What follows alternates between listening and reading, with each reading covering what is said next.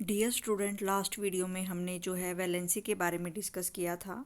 Now we will discuss about the atomic size.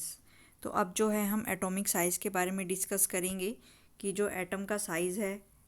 Atomic size का मतलब है कि जो एटम का साइज़ होता है कैसे, अगर वो हम किसी पीरियड में लेफ़्ट से राइट जाते हैं वो कैसे चेंज होता है, या किसी ग्रुप में अगर हम ऊपर से नीचे की तरफ जाते हैं तो कैसे हमारा एटम का जो साइज़ है वो चेंज होता है, उसके बारे में हम इसमें डिस्कस करेंगे।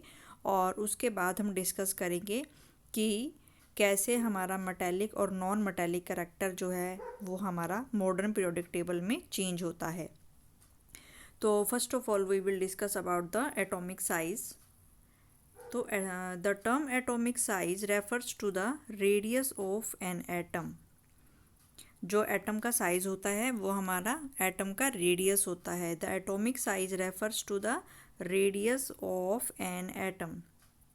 The atomic size may be visualized as the distance between the center of the nucleus and the outermost shell of an isolated atom. The atomic radius of hydrogen is 37 picometer and 1 picometer is 10 raised to power minus 12 metre. तो इसमें हम modern periodic table में जो है atom के size के बारे में जो है उसका ट्रेंड हम देखेंगे कि कैसे जो है एटम का साइज़ इंक्रीज़ हो रहा है, कैसे एटम का साइज़ डिक्रीज़ हो रहा है। तो सबसे पहले हमें पता होना चाहिए कि भाई एटम का साइज़ होता क्या है। तो फर्स्ट ऑफ ऑल एटम का जो साइज़ होता है, जो एटम का साइज़ है वो क्या होता है, वो एटम का रेडियस होता है। एटम के साइज़ का मतलब उसका रेडियस, और रेडियस फिर क्या होता है, फिर एटम का जो रेडियस होता है वो क्या होता है। तो जो एटॉमिक जो रेडियस होता है that is the distance between the centre of the nucleus to the outer most shell of an isolated system. तो जो एटम का साइज़ होता है वो एटम का रेडियस होता है, और जो एटम का रेडियस होता है वो किस किस के बीच का डिस्टेंस होता है कि मान लो ये हमारे पास कोई न्यूक्लियस है, ये हमारे पास मान लो फर्स्ट शेल है, ये हमारे पास मान लो सेकंड शेल है। तो यहाँ पे ये जो न्यूक्लियस है, इस न्यूक्लियस के सेंटर से लेके जो हमारा ये आउटर मोस्ट शेल है, इनके बीच का जो डिस्टेंस है इसे हम क्या कहते हैं, इसे हम एटम का रेडियस कहते हैं, या इसी को ही हम क्या कहते हैं, एटॉमिक साइज़। तो यही हमारा एटॉमिक साइज़ होता है।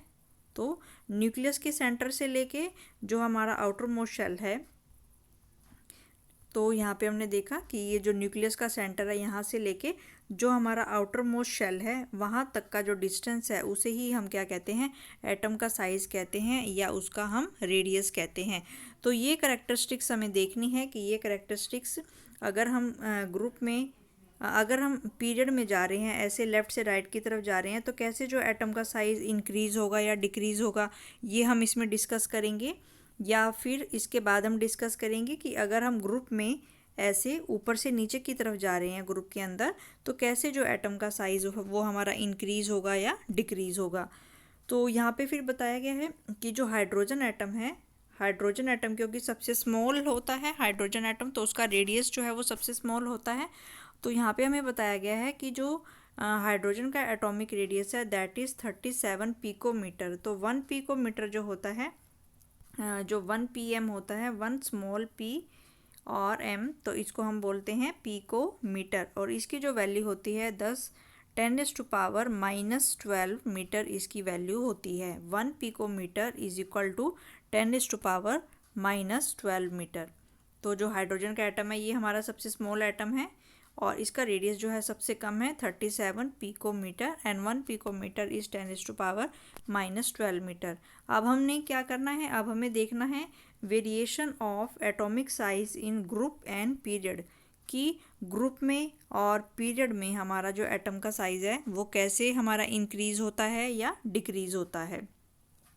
तो ये एक्टिविटी हमें गिवन है। फिर atomic radii of element of second period are given below. Second period के यहाँ पे कुछ एलिमेंट हमें गिवन है, यहाँ पे हमें सेकंड पीरियड के कुछ एलिमेंट गिवन है। तो ये हमें जो गिवन है पीरियड सेकंड के एलिमेंट गिवन है, तो ये पहला एलिमेंट हमें गिवन है, और इसके नीचे जो लिखा हुआ है ये इसके नीचे एटम का रेडियस लिखा हुआ है पिकोमीटर में। तो सबसे पहले बोरॉन है, बोरॉन के नीचे 88 लिखा है, इसके मतलब बोरॉन का जो एटॉमिक साइज़ है वो 88 है। इसके बाद बेरिलियम के नीचे 111 लिखा है, फिर ऑक्सीजन के नीचे हमारा 66 है, फिर नाइट्रोजन के नीचे 74, लिथियम के नीचे 152 और कार्बन के नीचे 77।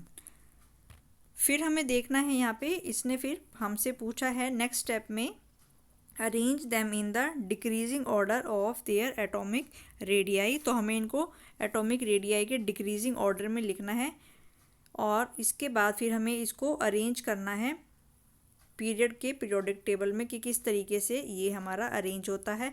और फिर हमें देखना है कि जो एटम की रेडियस है वो कैसे चेंज होती है जैसे ही हम लेफ़्ट से राइट जा रहे हैं, किसी भी पीरियड में लेफ़्ट से राइट जाने पर कैसे ये हमारा एटम का रेडियस चेंज होता है। तो सबसे पहले हम इसमें देखें, अगर सबसे ज़्यादा जो है एटम का रेडियस किसका है, लिथियम का, तो सबसे पहले हम लिख लेते हैं यहाँ पे। तो सबसे पहला जो एटम है वो हमारे पास लिथियम है और उसका जो एटम का रेडियस है वो है हमारा 152। उसके बाद है बेरिलियम, बेरिलियम के बाद है फिर हमारा 111। इसके बाद है फिर हमारा बोरॉन, बोरॉन का है हमारे पास 88। इसके बाद है कार्बन, कार्बन का है हमारे पास 77। इसके बाद है हमारे पास नाइट्रोजन, नाइट्रोजन इज़ द 74 और लास्ट में जो है वो हमारा ऑक्सीजन है और ऑक्सीजन का है हमारा 66। तो ये जो एलिमेंट हैं हमारे, ये जो एलिमेंट हैं ये हमारे कौन से एलिमेंट हैं, ये हमारे सेकंड पीरियड के एलिमेंट हैं, सेकंड पीरियड के एलिमेंट हैं। और ये हमने जो लिखा हुआ है ये हमने इनके नीचे एटम का साइज़ लिखा हुआ है, ये हमने इनके नीचे एटम का साइज़ लिखा हुआ है। तो अब अगर हम यहाँ पे देखें, अगर हम यहाँ पे इनके इलेक्ट्रॉन लिखें, अगर हम यहाँ पे इनका एटॉमिक नंबर लिखें, ठीक है, तो हमें पता है कि जो लिथियम का एटॉमिक नंबर होगा, लिथियम का जो एटॉमिक नंबर होता है वो कितना होता है 3, बेरिलियम का होता है 4, बोरॉन का होता है 5, कार्बन का होता है 6, नाइट्रोजन का होता है 7 और ऑक्सीजन का होता है 8।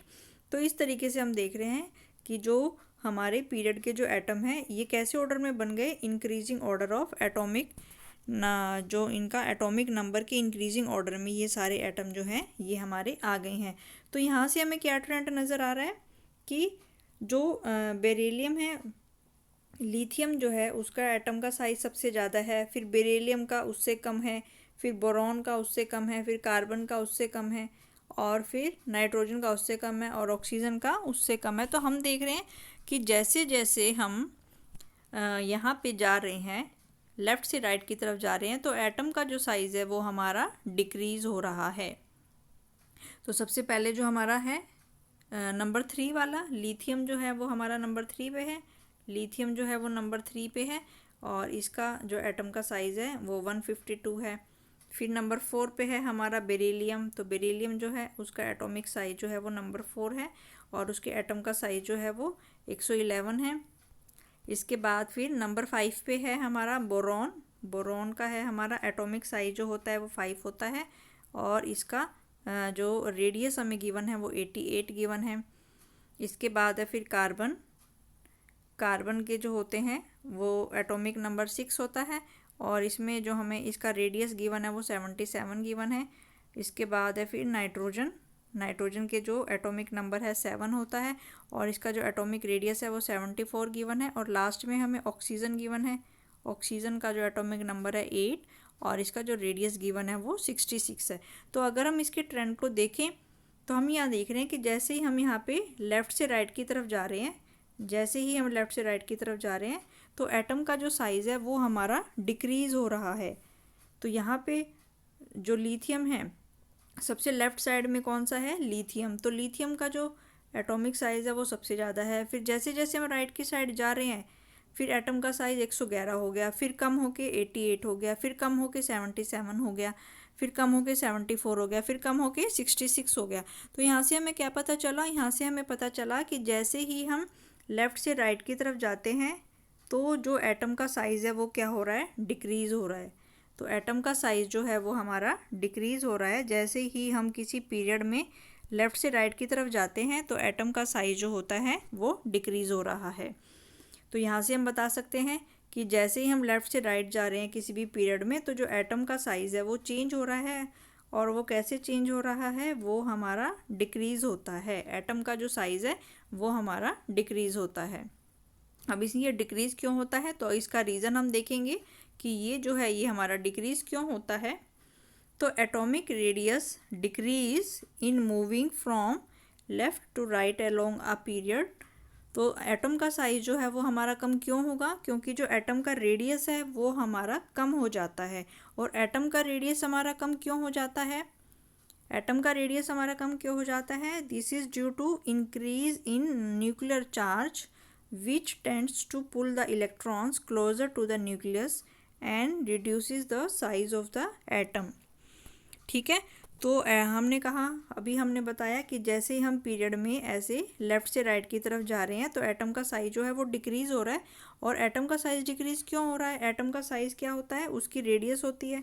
तो एटम का साइज़ डिक्रीज़ हो रहा है, इसका मतलब एटम की जो रेडियस है वो हमारी डिक्रीज़ हो रही है। और एटम की रेडियस हमारी क्यों डिक्रीज़ हो रही है, क्योंकि हमारा जो न्यूक्लियर चार्ज है वो इंक्रीज़ होता है।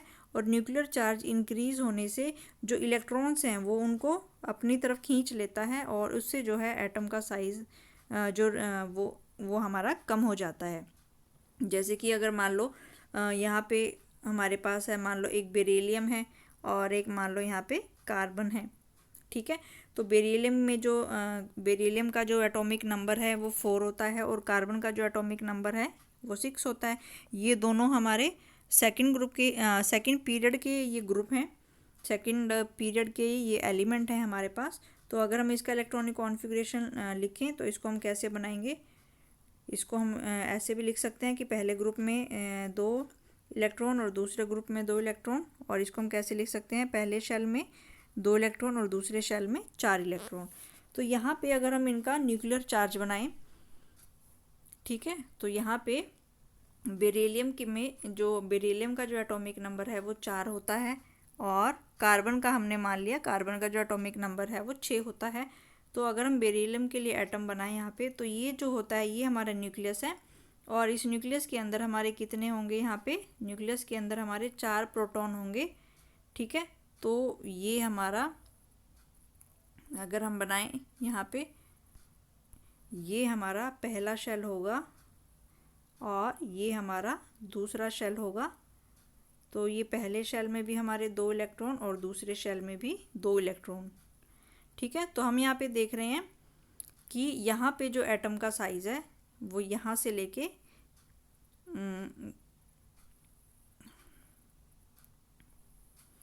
ठीक है, तो यहाँ पे अगर हम फिर कार्बन के लिए बनाएं तो कार्बन का जो एटॉमिक नंबर है वो 6 है।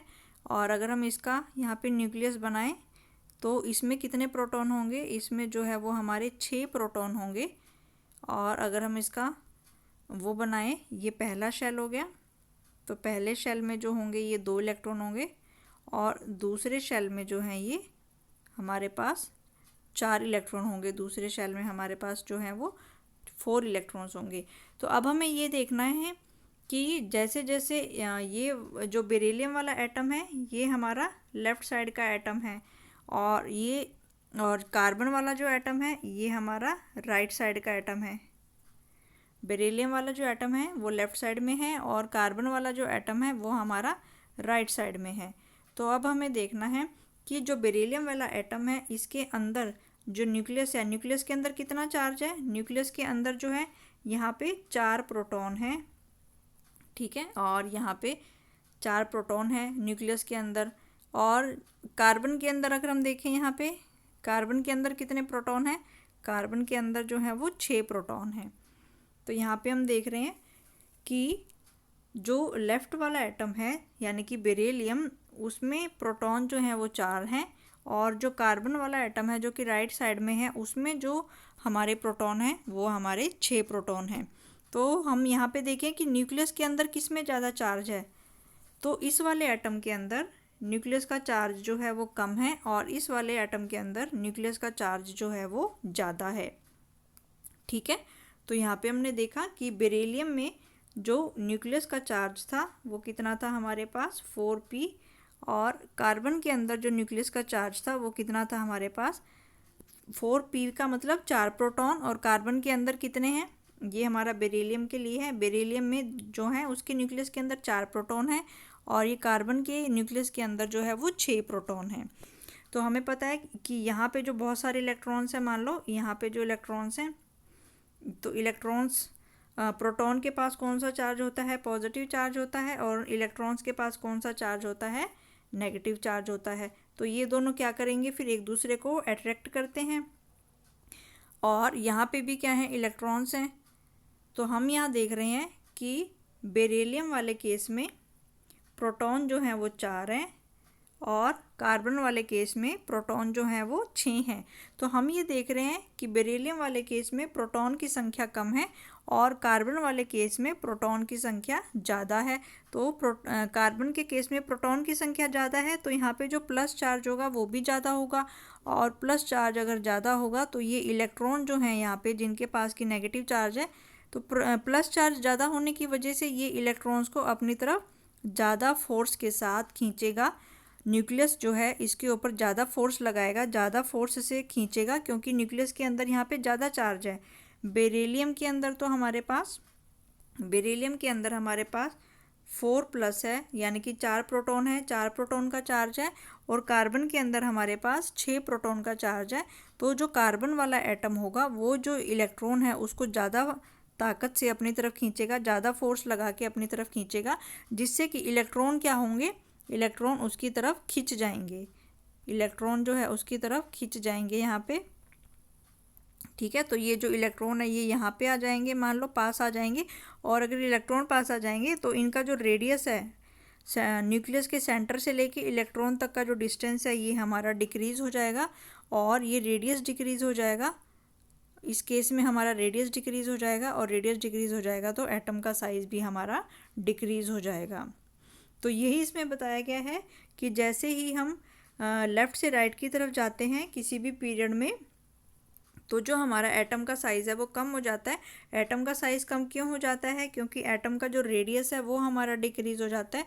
और एटम का रेडियस हमारा क्यों डिक्रीज़ हो जाता है, क्योंकि हमारा जो न्यूक्लियर के अंदर का जो चार्ज है वो इंक्रीज़ हो जाता है, और न्यूक्लियर के अंदर के चार्ज के इंक्रीज़ होने की वजह से उसके पास के जो इलेक्ट्रॉन हैं उनको वो ज़्यादा ताकत से खींचता है, और वो जो इलेक्ट्रॉन है वो न्यूक्लियस के पास चले जाते हैं, क्लोज़र टू द न्यूक्लियस।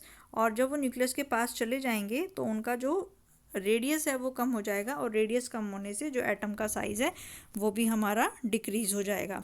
तो इस तरीके से हमने देखा कि अगर हम किसी भी पीरियड में यहाँ पे लेफ़्ट से राइट की तरफ जाते हैं तो जो एटम का साइज़ है वो हमारा डिक्रीज़ हो जाता है, atomic size will be decrease, atomic size हमारा डिक्रीज़ हो जाता है।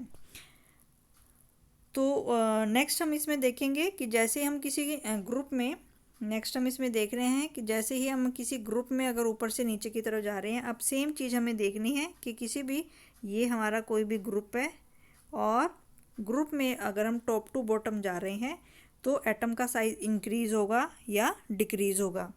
तो यहाँ पे ये एक्टिविटी हमें गिवन है। तो ये हमें ग्रुप नंबर 1 के एलिमेंट दिए गए हैं, हमें ग्रुप नंबर 1 के एलिमेंट दिए गए हैं। तो हमें ये इनको कैसे अरेंज करना है, इसके बाद ये ग्रुप नंबर 1 के जो एलिमेंट हमें गिवन है, सोडियम है, और इसके नीचे इसका एटॉमिक रेडियस लिखा है 186, फिर लिथियम के नीचे है 152, रुबिडियम के नीचे है 244, सीजियम के नीचे है 262, और पोटेशियम के नीचे है 231। तो ये ग्रुप नंबर 1 के एलिमेंट हैं, और हमें इनको किस में अरेंज करना है, हमें इनको अरेंज करना है कि एटम का जो साइज़ है वो कैसे चेंज होगा, एटम का जो साइज़ है वो कैसे चेंज होगा जब भी हम किसी ग्रुप में डाउन जाते हैं, टॉप टू बॉटम जाते हैं या गो डाउन जा रहे हैं, तो एटम का साइज़ कैसे कम होगा। तो हमें पता है कि यहाँ पे सबसे कम इसमें से कौन सा होगा, इस वाले टेबल में से अगर हम देखें तो सबसे कम कौन सा है हमारा 152। तो ये किसका है हमारा, ये हमारा लिथियम का है। इसके बाद आएगा, इसके बाद है हमारे पास सोडियम। तो सोडियम का कितना आएगा हमारा 186। इसके बाद आएगा हमारा पोटेशियम। पोटेशियम का है हमारे पास 280। पोटेशियम का आएगा हमारे पास 231। इसके बाद हमारे पास आएगा रुबिडियम का, तो रुबिडियम है हमारे पास 244। उसके सबसे लास्ट में आएगा सीजियम, और सीजियम का आएगा हमारे पास 262। तो हम देख रहे हैं कि सबसे कम साइज़ कहाँ पे है। अगर हम यहाँ पे कंपेयर करें तो सबसे कम साइज़ कहाँ पे है, तो सबसे कम जो है लिथियम का है, लिथियम का 152 है।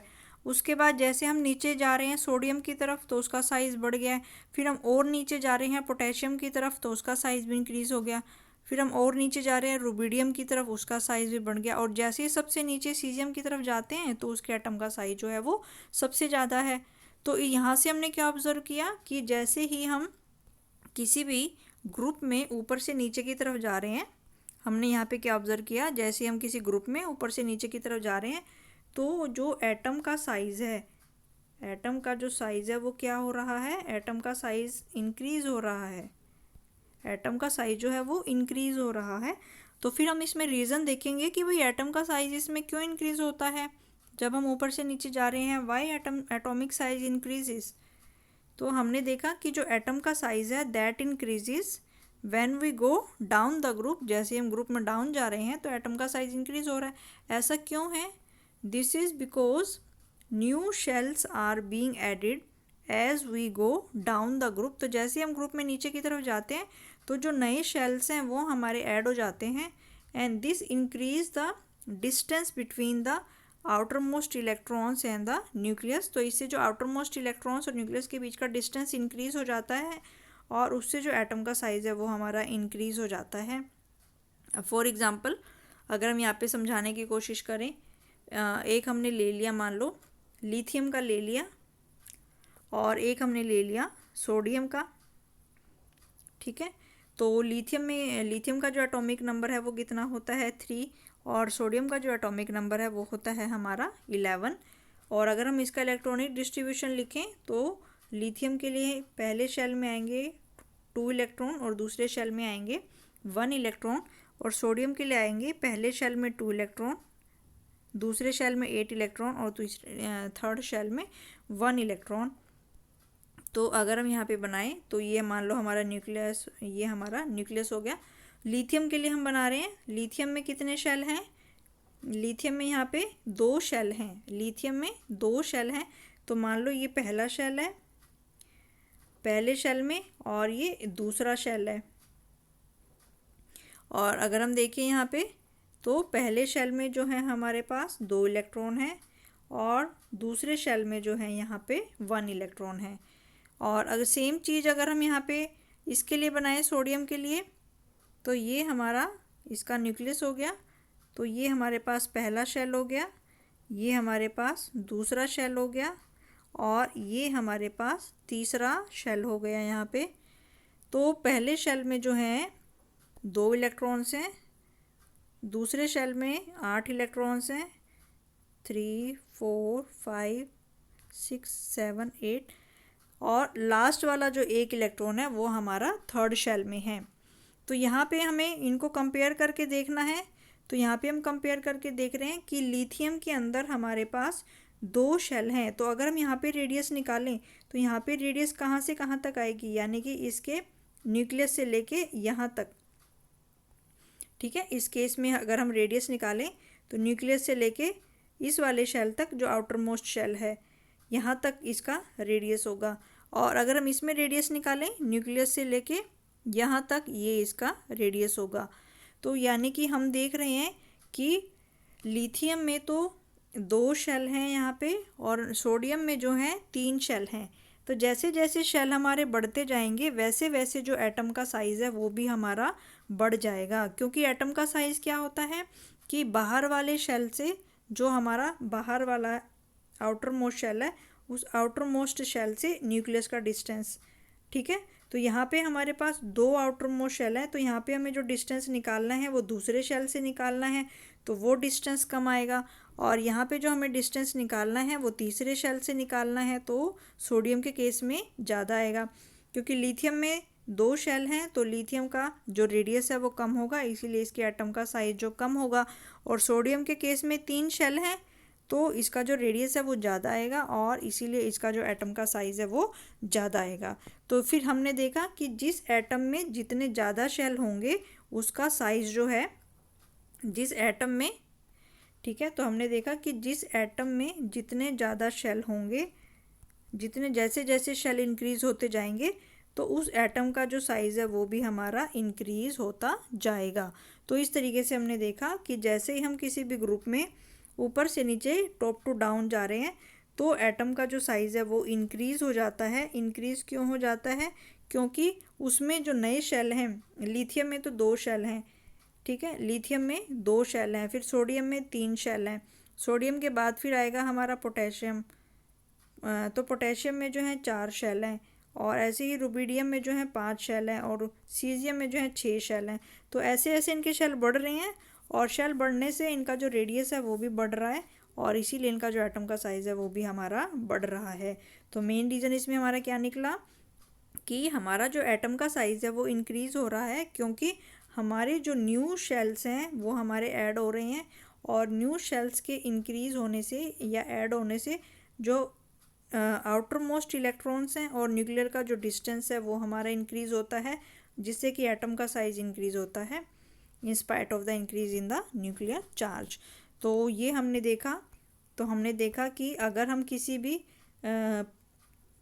पीरियड में अगर हम लेफ़्ट से राइट की तरफ जा रहे हैं तो एटम का जो साइज़ है वो हमारा डिक्रीज़ होता है, और अगर हम किसी भी ग्रुप में, अगर हम किसी भी ग्रुप में हम जा रहे हैं, टॉप टू डाउन जा रहे हैं, तो एटम का जो साइज़ है वो हमारा इंक्रीज़ होता है।